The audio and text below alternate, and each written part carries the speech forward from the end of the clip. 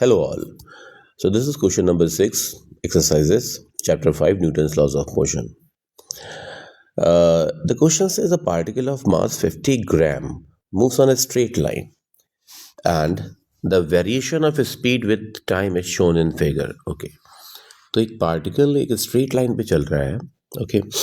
और इसका जो वेलोसिटी वेरिएशन है, स्पीड वेरिएशन है, वो इस ग्राफ में दिखाया गया है.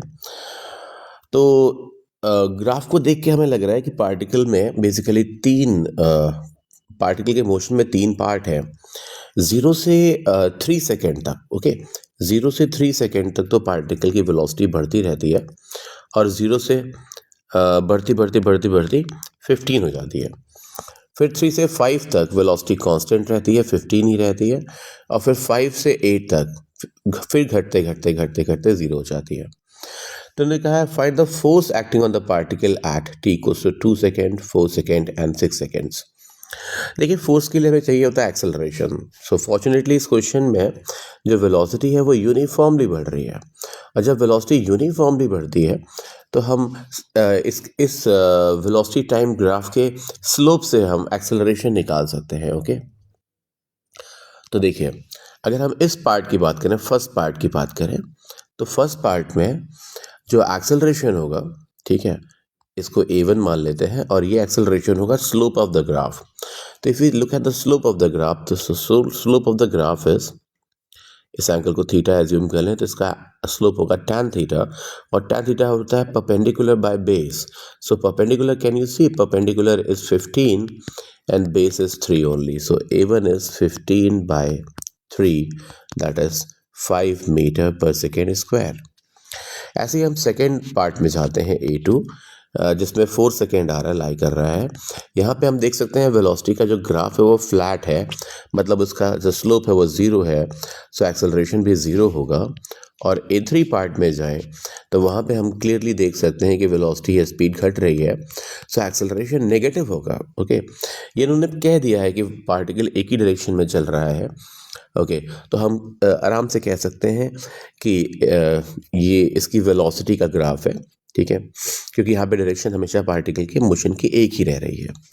तो देखिए, लास्ट पार्ट की बात करें जहाँ पे 6 सेकेंड पड़ रहा है, तो वहाँ पे जो स्लोप होगा इस ग्राफ का वो नेगेटिव होगा, क्योंकि ग्राफ में जो फंक्शन है वो डिक्रीजिंग फंक्शन है.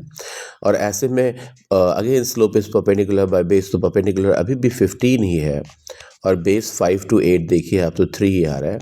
तो अब एक्सेलरेशन है -5 मीटर पर सेकेंड स्क्वायर. तो अगर हमें तीनों पार्ट के एक्सेलरेशन मिल गए हैं तो हम उनके फोर्स निकाल सकते हैं.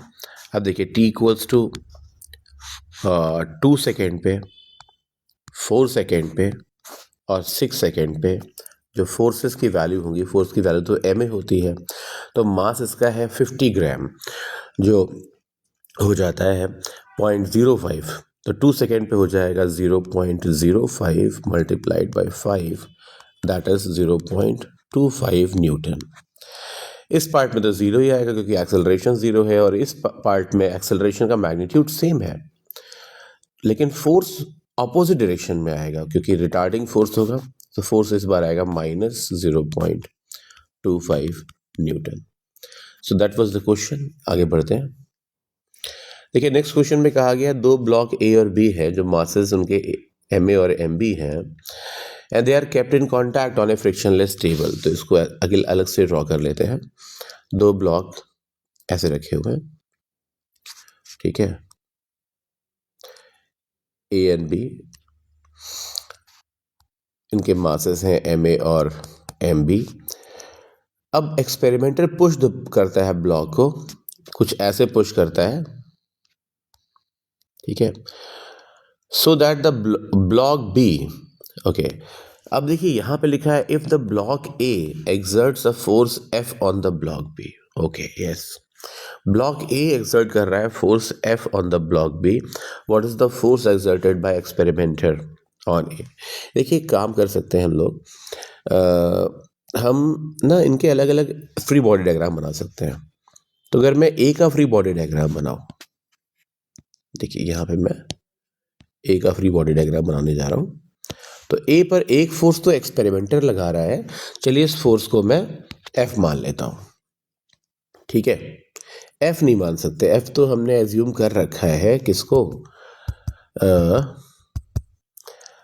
सवाल क्वेश्चन में दिया हुआ है कि एफ फोर्स ना ब्लॉक ए लगा रहा है बी पर, तो एक काम करते हैं, इस फोर्स को हम पी मान लेते हैं और दूसरा हम डायग्राम बना लेते हैं free body diagram B block का। तो बी ब्लॉक पे देखिए, बी ब्लॉक पे बताया गया है कि ए बी पर फोर्स लगा रहा है और कितना फोर्स लगा रहा है, एफ फोर्स लगा रहा है। तो अगर ए बी को पुश कर रहा है एफ फोर्स से, तो ऑब्वियसली बी भी ए को एफ फोर्स से ही पुश करेगा, ठीक है।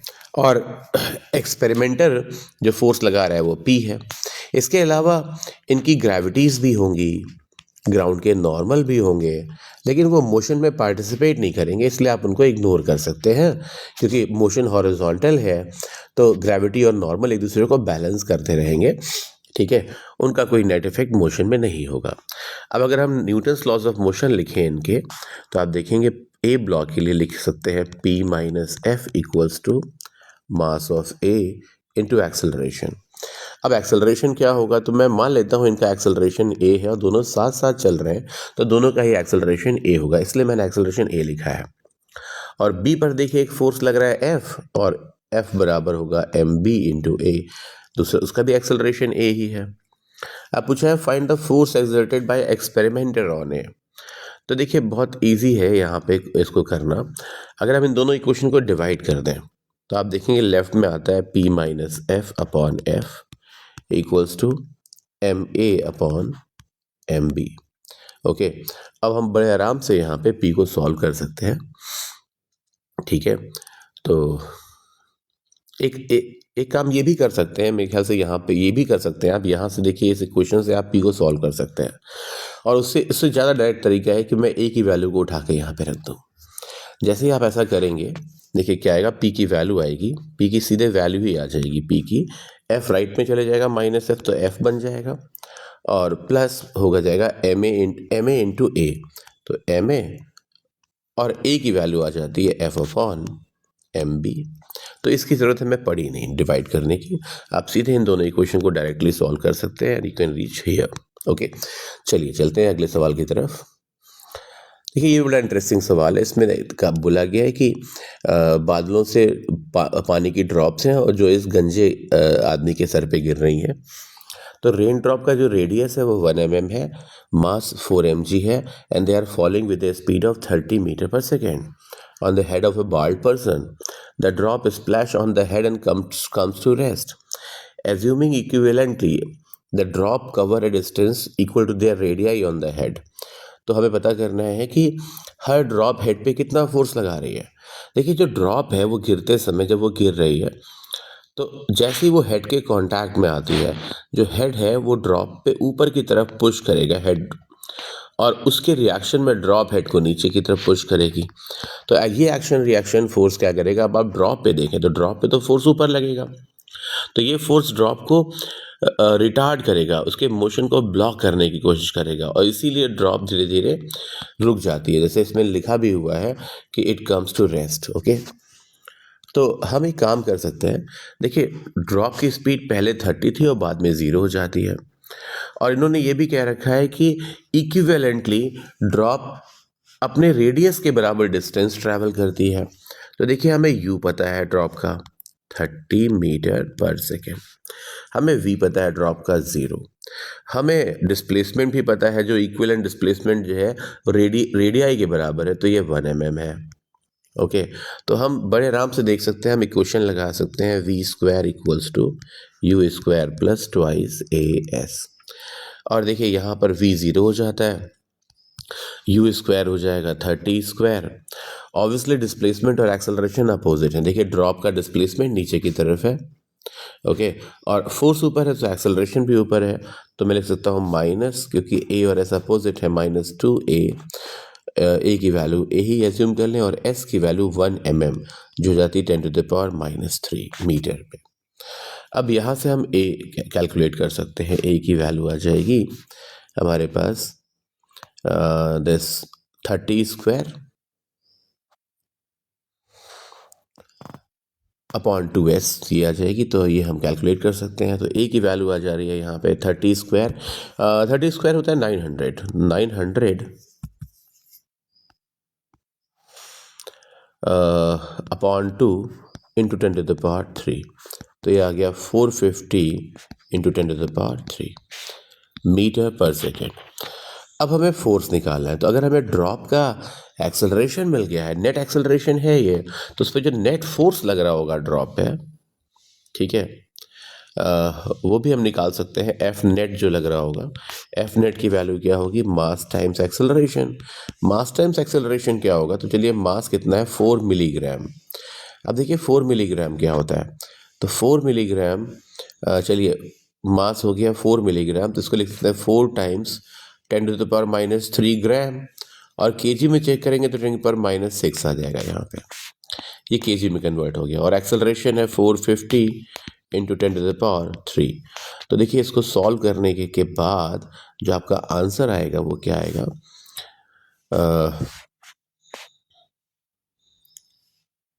ये आ जाएगा 1.8 न्यूटन। ओके, अब देखिए ये नेट फोर्स है किस पे, ड्रॉप पे। अगर आप और सोचो डिटेल में, तो जो ड्रॉप है उस पे ना 2 फोर्स लग रहे होंगे, एक उसका अपना वेट लग रहा होगा mg, और एक फोर्स लग रहा होगा जो सर के इसके गंजे सर ने लगाया होगा ड्रॉप पे ऊपर की तरफ। Okay, F. अगर हमें ये एफ अब हमें तो नेट फोर्स मिल गया है, अब हमें नेट फोर्स अगर मिल गया है, तो अगर हमें एफ निकालना है तो मैं नेट फोर्स को एफ माइनस mg लिख सकता हूँ। ओके, तो एफ की वैल्यू कितनी आ जाएगी, एफ की वैल्यू आ जाएगी 1.8 प्लस mg। ओके, पर हाँ, क्योंकि मास इसका 4 मिलीग्राम है, 1.8 प्लस मास है 4 milligram, that is 4 into 10⁻⁶ kilogram, और g की वैल्यू 10 होती है।